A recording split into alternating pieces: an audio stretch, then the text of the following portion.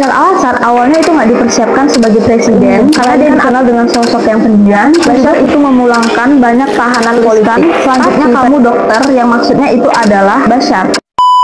Hai teman-teman, welcome to Berkemas.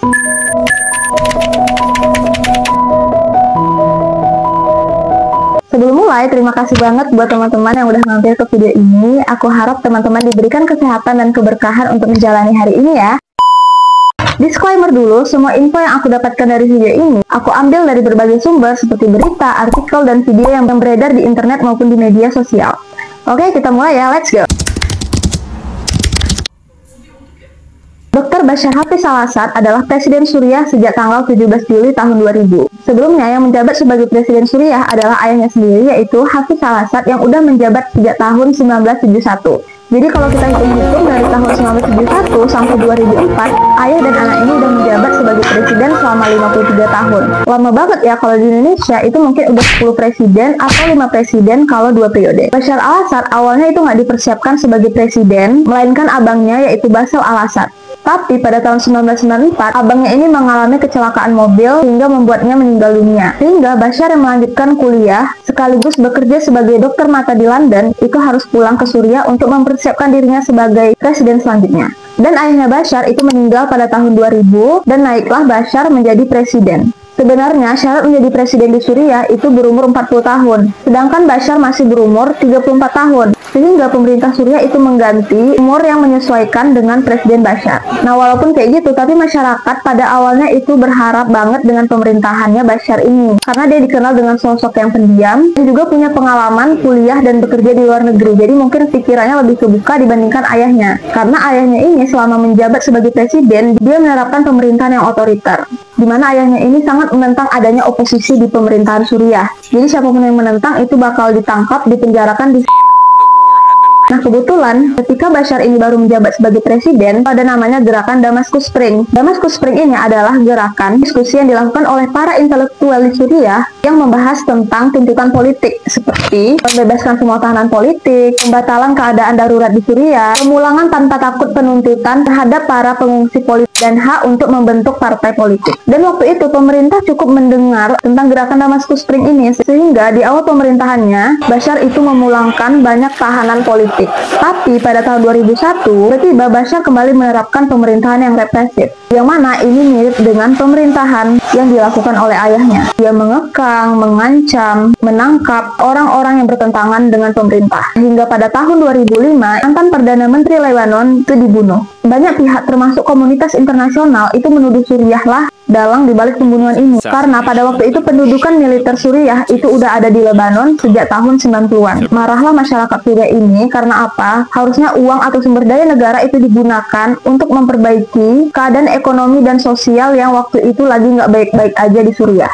Tapi pemerintah malah mengucurkan dana untuk membiayai operasi militer luar negeri. Akhirnya Suriah pun menarik semua militernya dari Lebanon, kemudian mencoba memperbaiki keadaan ekonomi di negaranya. Tapi reformasi yang dicoba Suriah untuk mengembalikan keadaan ekonominya gak berpengaruh besar terhadap negaranya. Iya, keadaan ekonominya masih kayak gitu aja dan masih terpuruk.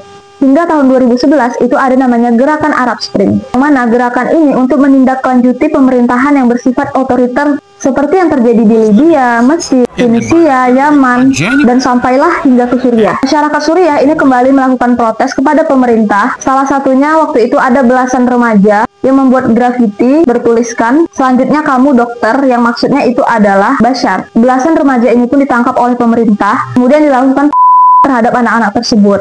Ini awalnya memicu masyarakat untuk melakukan aksi protes, tapi dengan cara yang damai. Tapi karena pemerintah itu menanggapinya dengan cara kekerasan, maka meletuslah perang saudara yang ada di Suriah. Itu pada tahun 2011. Lagi bermunculan banyaknya organisasi seperti ISIS, Al-Qaeda, serta campur tangan negara lain untuk memberikan senjata, dana, dan tentara, baik dari pihak oposisi maupun dari pihak pemerintah. Adapun jumlah korban yang meninggal dalam perang saudara ini mencapai angka 580.000 jiwa, yang artinya lebih dari setengah juta orang meninggal dalam waktu 14 tahun ini. Dan tahun inilah titik terang dari perang itu bisa kita lihat. Munculnya partai atau gerakan oposisi, kalau di Suriah sendiri itu menyebabnya karena kesenjangan ekonomi, pemerintahnya yang sangat otoriter. Kita akan bahas satu partai yang rame banget, yang berhasil menggulingkan pemerintahannya Bashar al-Assad. Partai ini bernama HTS. Partai HTS ini bukan hubungan tanpa status ya, tapi kepanjangannya adalah Hayat Tahrir al-Syam, yang artinya Gerakan Pembebasan Suriah Raya.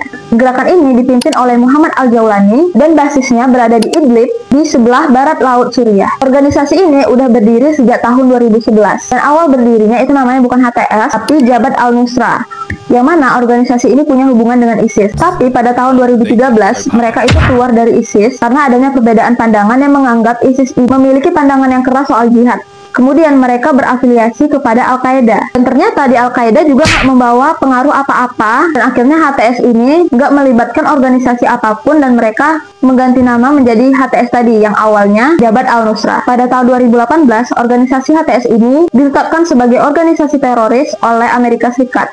Kemudian HTS ini pun mengklarifikasi kalau mereka itu adalah entitas yang independen dan tidak ada kaitannya dengan ISIS maupun Al-Qaeda. Adapun tujuan HTS ini didirikan, mereka ingin menjadikan Suriah sebagai negara yang fundamental Islam, bukan kekhalifahan yang lebih luas seperti ISIS dan Al-Qaeda. Untuk membuktikannya, pada tahun 2020, HTS ini menutup basis Al-Qaeda di Idlib, merebut persenjataan, memenjarakan para petinggi-petinggi Al-Qaeda. Mereka juga menghancurkan operasi ISIS di Idlib. Selain itu, HTS ini juga membangun sarana untuk masyarakat seperti pendidikan, kesehatan, dan keamanan. Mereka juga mempertahankan Dewan Agama yang dipandu oleh syariah dan hukum Islam. HTS ini juga berupaya membangun citra yang modern untuk menarik hati penduduk lokal maupun komunitas internasional dengan cara mereka membangun hubungan dengan komunitas non-muslim seperti komunitas Kristen yang ada di sana. Pada saat yang sama, mereka juga mempertahankan identitas Islami mereka untuk memuaskan kelompok garis keras yang berada di sana.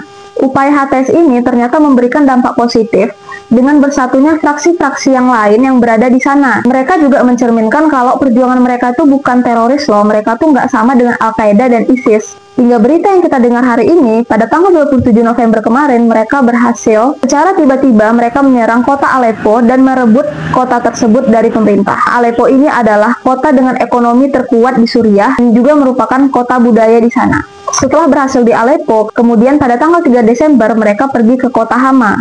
Mereka berhasil merebut kota itu dalam waktu 3 hari, dan kemudian dilanjutkan dengan kota Damaskus, yang mana kota ini merupakan puncak serangan dari HTS. Karena udah menguasai ibu kota, akhirnya HTS ini mengumumkan kemenangan besar setelah berhasil merebut ibu kota, dan berhasil menguasai pusat kekuasaannya Al-Assad. Tumbangnya rezim Bashar al-Assad itu dirayakan di seluruh Suriah karena berakhirnya kekuasaan yang represif dan otoriter. Pemimpin HTS ini, Muhammad al-Jawlani, menyampaikan pidato kemenangannya di Masjid Umayyah, Damaskus. Presiden Bashar pun melarikan diri ke Rusia untuk mendapatkan hak suakanya di sana. Istana kepresidenan pun diambil oleh masyarakat.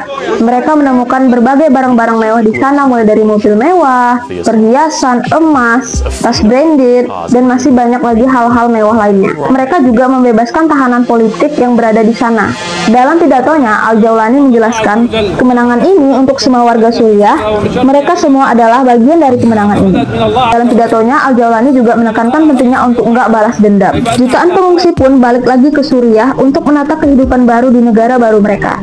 Mereka menyambut pemerintah baru yang semoga lebih ramah, aman, dan damai bagi mereka. Pemimpin-pemimpin dunia pun juga mengucapkan selamat kepada Suriah dalam menyambut era baru negara Suriah. Begitulah kronologi cerita di awal pemerintahan Bashar al-Assad sampai tergulingnya pemerintahan itu sendiri. Kita doakan bersama-sama semoga pemerintahan Suriah depannya menjadi negara yang maju, aman, damai, dan cepat pulih tentunya. Kita doakan juga negara-negara yang belum merdeka semoga cepat menyusul kemerdekaannya seperti Suriah. Dan tentunya juga negara kita semoga tetap terjaga kestabilannya dan menjadi lebih baik lagi ke depannya. Itu dia episode berkemas pada hari ini. Terima kasih teman-teman yang udah nonton. Jangan lupa like dan subscribe. Wassalamualaikum warahmatullahi wabarakatuh.